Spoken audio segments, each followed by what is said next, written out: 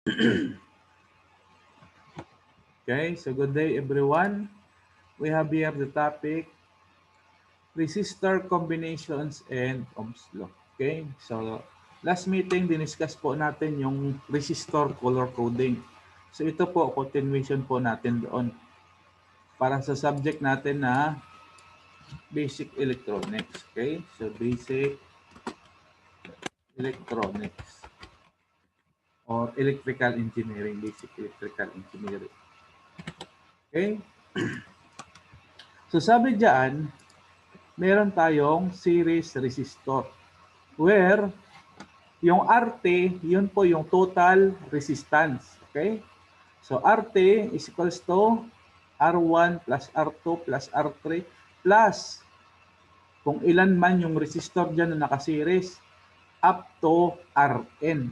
Yung N po kung pang ilan. Halimbawa 10, edi yung N mo is 10. Ibig sabihin, 10 resistors that are connected in series. So, paano po yan? Yung connected in series, paano yung connection yan? So, ganito lang po yan. Okay? So, ganito po yan. Ganito po ang resistors in series. So, halimbawa, ito yung una resistor. Ganyan yung resistor. Sunod, ito. Sunod, ito. Ayan, ganyan. So, sabihin na natin na ito ay R1. R1, next is R2, next is R3. So, ang total resistance po dito, total resistance niyan, dyan banda, okay? So, dito, yan. So, total resistance niyan is yung RT natin. So, RT is equals to, tatlo po. So, R1 plus R2 plus R3. Yun po ang total resistance. Ano po ang resistor? So, resistor is an electronic or electrical device. Electronic device. Device po yan. Device or component. Sabihin natin component. Component that resist the flow of current. Yun po ang resistor. Ang resistance po is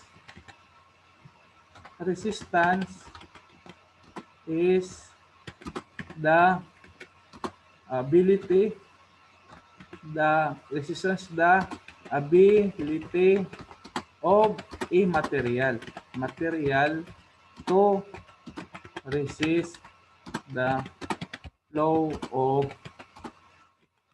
current. Yun naman po ang resistance.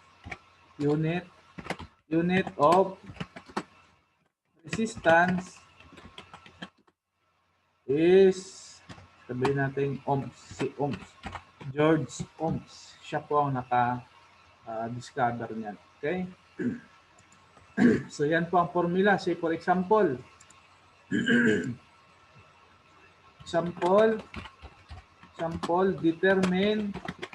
determine the total resistance of a circuit whose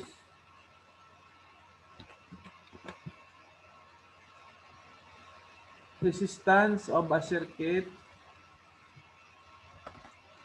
with three resistances connected in series where R1 equals to 2 ohms, tama. R2 is equals to 3 ohms, tama. And R3 is equals to 5 Okay? So, solution. So, solution po natin. Solution.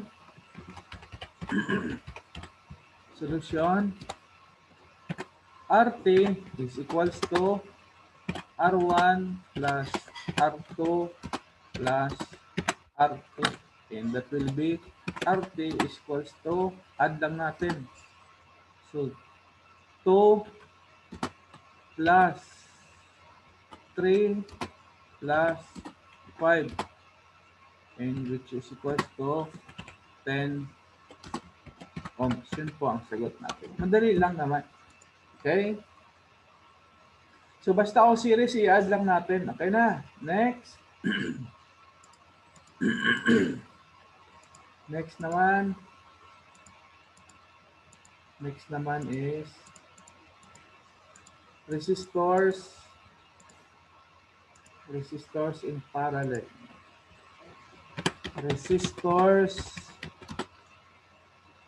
Parallel resistors. Okay? Parallel resistors. Resistances. Parallel resistors. Okay, so paano naman po ang parallel resistors? So, ang parallel resistors is 1 over RT is equals to, ganyan po, 1 divided by R1 plus 1 divided by R2. So, over po yan ha. Plus, parang reciprocal, okay? 1 divided by R3 plus, so on, plus 1 over Rn. Sarado, tapos, x to y doon, negative 1. Ibig sabihin, 1 over. Ibig sabihin nito, ay 1 over, ganun po. Negative 1 is reciprocal po yan. So, 1 over, ibig sabihin. And then, ibig sabihin, ito ay 1 over to lahat. Okay? So, yan po ang formula. Say, for example, ganito po. Ganito po yung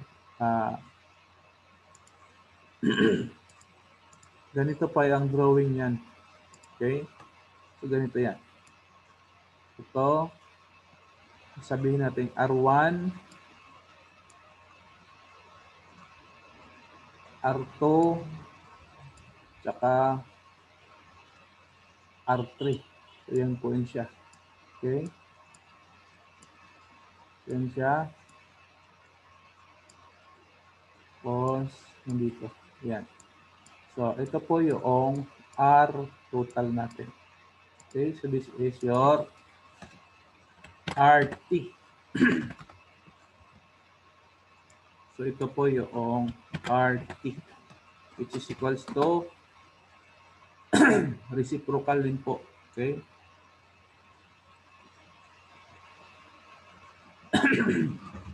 So, magiging yan. Basta dyan yung RT natin. Ito yung R1. Sunod yung pangalawa is R2. Yung pangatlo is R sub 3. Okay? So, ganyan po. So, example. Determine the total resistance of two resistors connected in parallel with a value of 4 ohms and 8 ohms. So, paano po yan? So, ganito po yan. So, solution.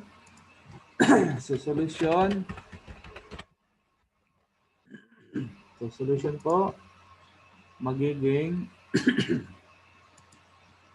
yung R total po, RT is equals to 1 divided by 4 plus 1 divided by 8.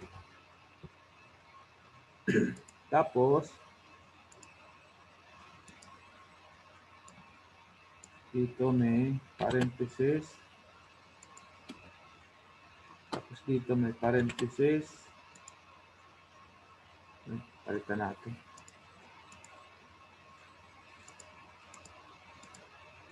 So, RT is equals to 1 divided by 4 plus 1 divided by 8, sarado, x to y, negative 1. Ibig sabihin yan, mali tayo rito ha, mali. Dapat ano lang to, RT lang yan, okay? So, RT lang dapat yan. So, RT lang dapat ito, okay? So, RT lang dapat yan, okay? So, magiging mangyari dyan is RT is equals to magiging 1 over magiging 1. Ito magiging 1. Ito magiging 4. Ito magiging 8. Tapos dito sa gitna nila magiging ganyan. Over and then sa gitna plus. Okay? So simplify muna natin ito. So 8 times 1 so simplify natin yung denominator. So paano po yan? So 8 times 1 tapos 4 times 1. So 8 times 4 tapos 4 times 4. Tapos baliktarin. Okay, so baliktarin natin. So magiging sagot po natin ay dito natin isulat. RT is equals to 1 over so 1 times 8. Okay? So ito yun ha. 1 times 8. Tapos 4 times 1. So magiging 8 plus 4. Okay? So magiging 8 plus 4. Tapos 4 times 8. Okay? So 4 times 8 is 32. So magiging sagot natin is 8 plus 4 over 4 times 8. So 32. 32 dito. So yan siya. Okay? And then RT is equal to magiging 32 kasi babalik na rin natin doon 32 divided by 12 yun magiging resistance natin. And RT is equals to so 32 divided by 12. Okay? So 32 divided by 12 and that will be 2.67. So 2.67 ohms. Okay? So ayan po. So 2.67 ohms. Okay? Next, sample din natin. Another example. So halimbawa RT ng 4. Okay? So R1 is equals to 4. Tapos halimbawa pareho. And R2 is equals to 4. Ayan, pareho sila. So magiging sagot natin dyan dito sa taas ha. Magiging RT is equals to 1 divided by quantity, yung denominator 1 divided by 4 plus 1 divided by 4. So ganun po ang mangyayari. So kung simplify natin, 1/4 plus 1/4 is equals to 2/4. Okay? So, RT is equals to 1 divided by 2/4. Okay? So, tapos, balik na rin po natin. So, magiging RT is equals to, balik na rin natin. So, magiging 4 divided by 2. And your answer is 2 ohms. Okay, so 2 ohms. Now, napansin natin dito, ano yung napansin natin? Napansin natin dito, halimbawa yung isa, 4 yung isa, yung 8, yung sagot po natin kung nakaparallel, mas mababa sa pinaka mababa sa dalawa. Dito naman, 4 tsaka 4, ang sagot po ay kalahati. So, ibig sabihin, yung 2 na to, na resistance, is mababa din sa bawat isa dito. So, meaning, pwede natin masabi na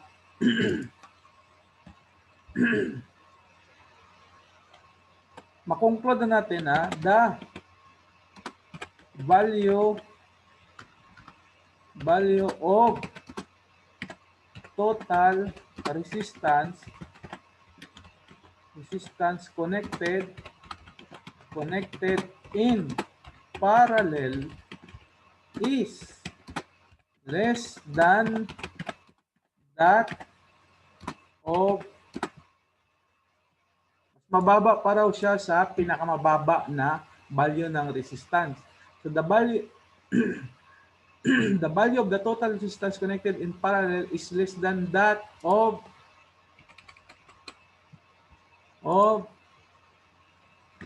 the smallest ba? Maliit yung resistance, smallest. O less resistance na lang.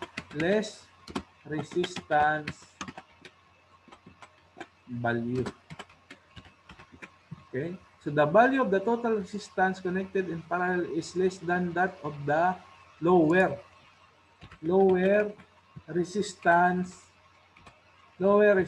value in the circuit. Okay? If in the circuit, if the resistances are equal, then the value is equal to kalahati yan. So ito is equal to kung ilan sila. So is equal to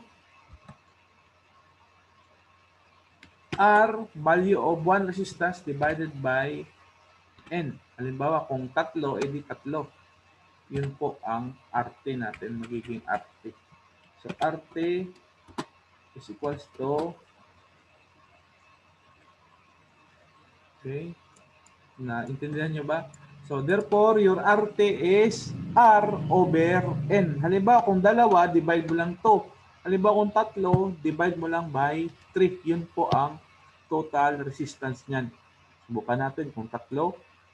Sige nga, subukan natin kung tatlo. So burahin natin ito. Burahin natin yan.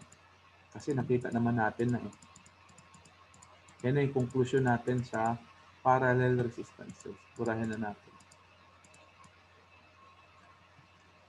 Okay? Burahin na natin. Ito na yung conclusion natin. So, sabihin natin tatlo. Example, tatlo. 3, 3, and 3. Okay? Or 10, 10, 10, 10. Drawing natin.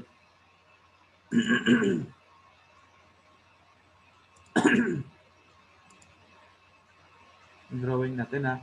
Okay, so this is equal to 10. Ito naman ay equal to 10. Pwede rin naman 3. 9 para 3 ang sagot. So, yan po.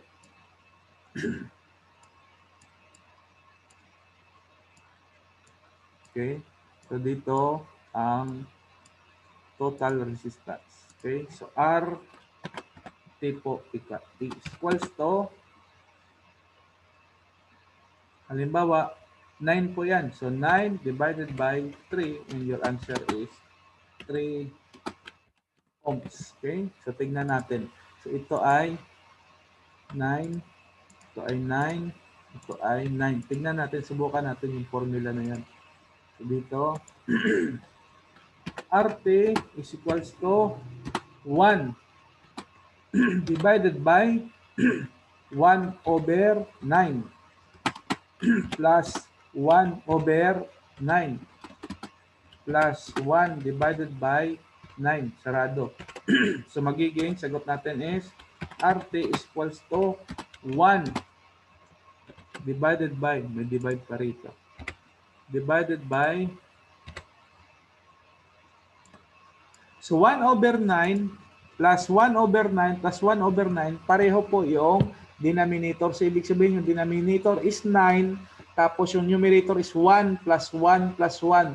So 3, ang sagot po ay 3 over 9. Okay na. So 3 over 9, pag binaliktad po natin yan, magiging 9 divided by 3. Okay, that will be equal to 3 ohms. So tandaan po, pag pareho po ang resistances, ito na po ang formula natin. Ito na ang formula natin. Okay? So yan po ang formula natin. Okay? So R is equals to resistance of 1, or the value of the resistance of 1 resistor divided by number of resistance, total number of resistors. So, ibig sabihin, R divided by N. Okay? So, dito, parehong 9 na tatlo. So, 9 divided by 3. Ang sagot po ay 3 ohms. Okay na. So, punta naman po tayo kay Ohm's Law.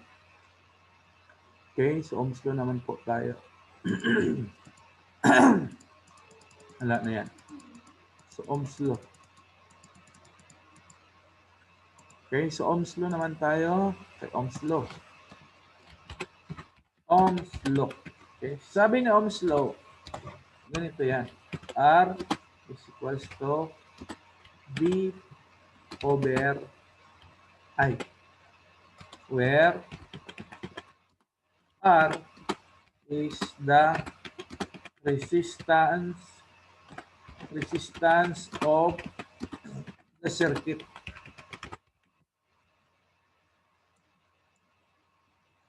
Tama? V is the voltage. Tama? And I is the current. Okay? V, ang unit po ay R, ang unit po ay ohms. Ang V naman, ang unit po ay volts. Si Alexander Volta. Okay? Tapos yung I is ampere. Si ampere. Okay na. Sila po ang nakadiscover niyan. Si volt, si ampere, at si ohms. Kaya nilagay sa pangalan nila. Okay? Kayo, kung may mga discover kayo na iba pa dyan, edi ilalagay din sa pangalan niyo. Okay? So, draw tayo ng circuit. Ano ba? Simple circuit. Yan, ganyan. Tapos, drawing natin. Drawing natin yung circuit. Drawing natin yung circuit. Ano pa yan? Yan. So, halimbawa, ito yung resistance 1. Tapos, ito resistance. Tapos, pagdating dito, nagkaganyan na. Nagkaganyan. Tapos, nagkaganito. Tapos dito, nagkaganon. Nagpayan. Ayan. Ayan siya. Tapos dito, yung voltahe mo. volts daw dito. Tapos ito raw yung current I. Okay? So based from our figure, this is yung R1. This is your R. Lagay na lang natin yung value. Value na lang lagay natin. Okay? Halimbawa, ito raw ay 10 ohms. Ito naman ay 20 ohms. Ito naman ay 10 ohms. Ito naman ay 10 ohms. Itong tatlo, ito ay 6 ohms. Ito ay 6 ohms. Ito rin ay 6 ohms. At ang voltahe daw ay 24 volts. Ano daw ang find, ito tanong, find the total resistance and the current of the circuit. Okay? So, apply lang po natin ang ating formula kanina. Okay? So, resistance dapat ito ha. So, kulang ng okay? So, apply lang po ang formula. So, tingnan natin.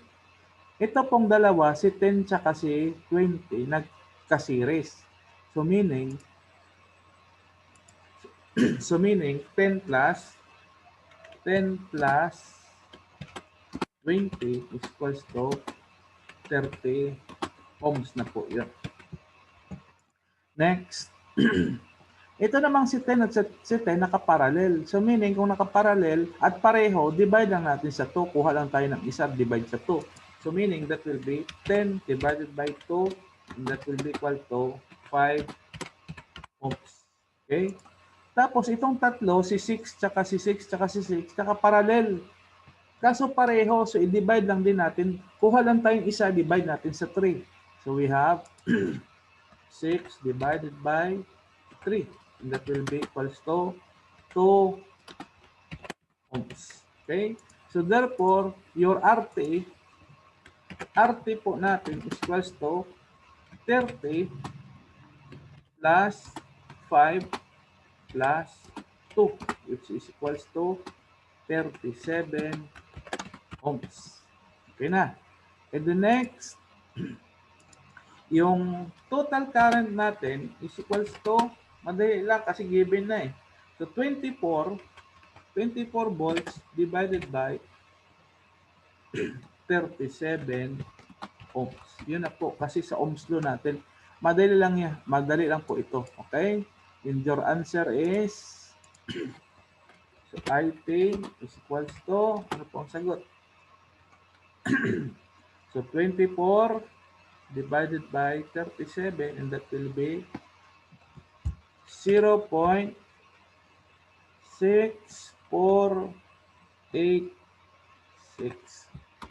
amperes. Yan po yung sagot. Okay?